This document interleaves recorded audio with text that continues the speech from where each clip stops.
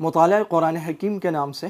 66,000 schools میں اس وقت تک اور 45 لاکھ کتب کی تالیف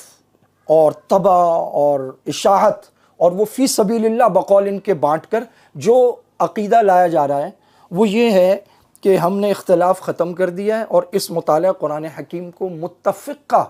ترجمہ قرآن کریم کہا جا رہا ہے۔ اچھا، اتفاق کن کے ساتھ کر رہے ہیں؟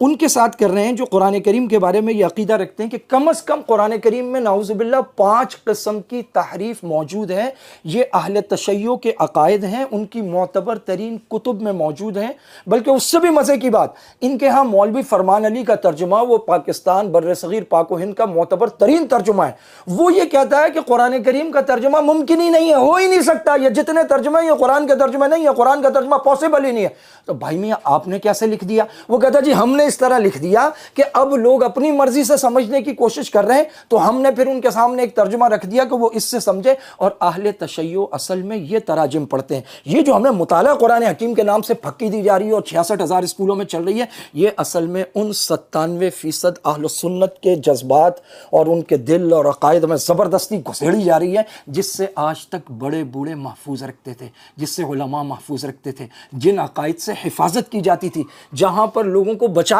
جاتا تھا۔ اور ایرانی انقلاب کے بعد اس پر بڑے بڑے دنگے فساد ہوئے، وہ معلوم ہے نا، وہ کوئٹہ میں وہ پستان کاٹے گئے تھے اور وہ ایبٹ آباد سے اور وہ کوہاٹ سے جو ہے وہ برآمد ہوئے، اور ابھی یہ پاڑا چنار اور ٹل اور ہنگو میں کیا کچھ ہوا، اور یہ کراچی میں جو ہزاروں سینکڑوں علماء، یہ سب کچھ وہ ہے۔ یہ بڑے مزے سے ایک آدمی اٹھا ہے، مونچھیں اس کی بالکل صاف ہے، چشمہ اس نے لگایا ہوا ہے، وہ روڈ پہ کھڑا ہوتا ہے جی یہ سود حرام ہے، اور اس نے یہ قرآن کریم دیا ہے جس میں لکھا ہے کہ 12 امام اولی الامر ہیں، یہ اس نے دیا ہے جس میں وہ یہ کون لوگ کون ہیں؟ یہ کہتے ہیں جناب علی